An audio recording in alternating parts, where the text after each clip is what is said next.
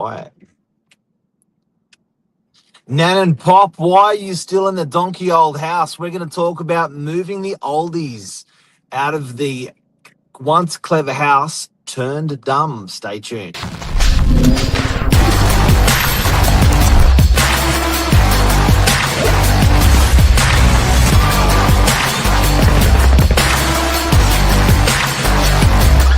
I'm the ringleader, so listen up. Joshua Wapshot, Mark Novak. how are you Morning. this morning? Yeah, good. Pumped. Wednesday, open home day, and of course, Hump day. That's right, hump day. Halfway through the week, and what a way to start it on Morning Minutes this morning. Oh man, it's good. It's a great time. Guys, this is my favorite time of the year. It's my favorite month of the year. And we've just begun. The weather's out and Christmas is coming. So I can't wait. Definitely. And then we've got an interesting topic this morning: the clever house turned dumb. I think you were making it out to the oldies, but there's actually some other couples in and amongst it too now taking the plunge when it comes to downsizing. I know I wanted to share a specific scenario that I've recently got to meet and become very good friends with this client, a family, Yep. currently living up in Belrose. All started from a phone call off a listing we had up for sale down in DY. And that phone call turned into an appointment at the Casa del Mar, and then Amazing. one apartment turned into two potentially turned into three. So I had this beautiful couple I met up at the Casa del Mar. For them, they were living up in a beautiful home in Belrose. They had the pool, the grass, a lovely home. But Yes. for them, the kids were getting to an age where the eldest was out of the home. The two young girls were on their way out. One had just finished their studies. One was just getting into it. So, you had those young adult children, and they thought, I'm not going to be mowing the grass anymore. I'm not cleaning the pool. And you know what? I wouldn't mind living in a little bit of luxury. And from that thought there, we arrived at the point we are now where, they're looking at a beautiful 3-bedroom east-facing apartment on level 5 up in the Casa del Mar project. The girls are about to exchange on a 2-bed, 2-bath, 1 car up on level 6. And then Wow. the son's left to go with another 2-bedder. So pretty much the entire family has gone from their family home. They've been up there 10, 15 years in Belrose, and they're now all going to be moving into the same development together over at the Casa del Mar. So, they'll all be neighbors in a way. And I just wanted to share that because I thought it was also interesting starting to see not your traditional, 70, 80-year-olds that are, sort of saying maintenance is enough. Now I'm done with the family home. We're actually starting to see those families in their, late 40s, 50s. Mark, you've done it yourself, coming from a house to a unit. It's big, and I think it's for us personally, it's been super efficient and fun.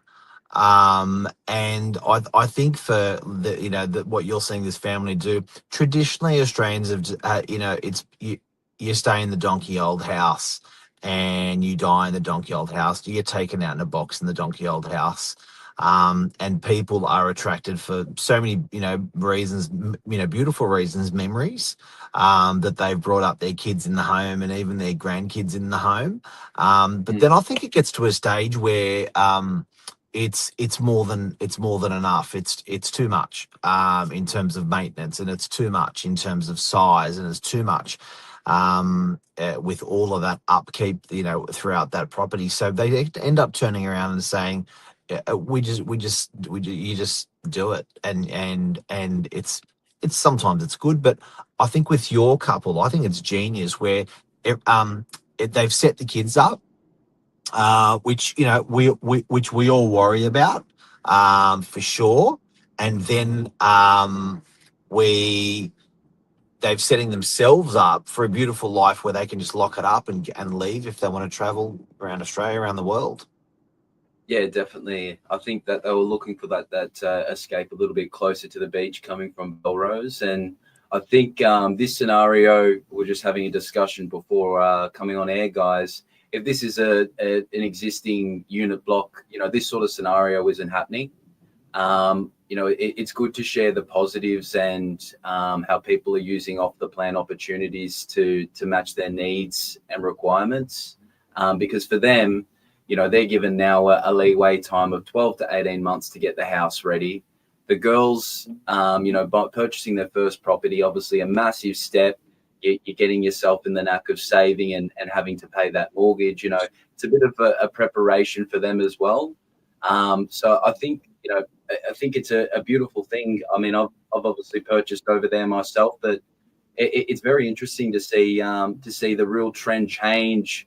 More, you're seeing it more often than not now, where these downsizers are looking at units and guys are doing quite well. I think another big part of why they bought in the Casa del Mar project is they saw the value. They saw what prices were at in surrounding areas and properties and thought, hey, I'm getting a brand new unit with beautiful finishes.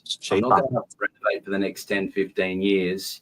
Turnkey, I walk in, I'm a lifestyle, I'm down near the beach, I'm close to shops. It just ticked every box, but definitely wouldn't have thought this would be possible without an off-the-plan opportunity like the Casa del Mar.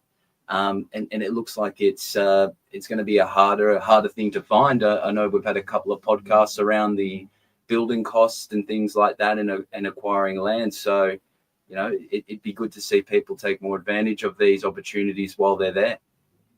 Do you think the fact that they're all in one building that helped? Like, because it's pretty rare that you don't get to buy 2 units in one building. That just doesn't, in our area, it doesn't happen. It's rare, not even in the same street. Was that an attraction for them? Look, I think definitely it was in a way. I mean, when we were down there, we had the second, third time over at the Casa, and we brought the girls down, showed them their units, and I think it was a real selling point for the parents. Obviously, young adults, you're out with your friends on the weekends working away. You're generally getting home at 2, 3 a.m. sometimes. Well, that's the stories they were telling me on that Saturday, saying, oh, Elle got in at 2 o'clock last night. She's a little bit worse for wear. So I think it was a selling point for the parents there, knowing that, someone's sick, walk down across to their unit. Mum looks after you, that idea that they can go and visit them at any time. It was a big selling point, I think, mostly for the parents, and knowing that they're right around the corner and they're still looking after their babies. The pantry as well, the pantry of mum and dad is just there. Oh, it is. That's a big one. That's a big one for sure. So I think you're definitely right on that. But So guys, if you've just tuned in, we're talking about the concept of the incredible, beautiful, amazing, perfect home turning after a long period of time and doing its wonderful job. Sometimes it can work against you or be not so perfect. And we've got an example today where Josh has got a beautiful family. They're actually buying 3 apartments in the one building and selling the family home. Josh, do you reckon the lead time was helpful? Because what these guys are buying is new, so they have to wait for it to be finished. So it's going to be 6 months or 7 months before they actually can move. Was that a good thing for these guys? Yeah, definitely. I mean, we were, we've still got a few times that I've got to go over to their place, because the idea will be that, we'll be going over and assisting them on things we think might work best for them when it comes to time to sell. So it's been helpful in that way in regards to giving some tips and points on, what the market looks for. So preparation and selling time, getting the house right, making sure they're maximizing and getting every dollar out of the market. That's been a really big point for them, because they live busy lives. Like, one works for a big network, a Channel 9 network. So, they're busy people. So getting an idea on working on that scenario and getting the house ready, getting the kids ready for the big move. Obviously, it's a big thing. And just obviously yeah, it's a massive move, Mark. And you're not moving one person, you're moving three. So definitely, like I said, I don't think this would happen unless you had that sort of leeway and flexibility.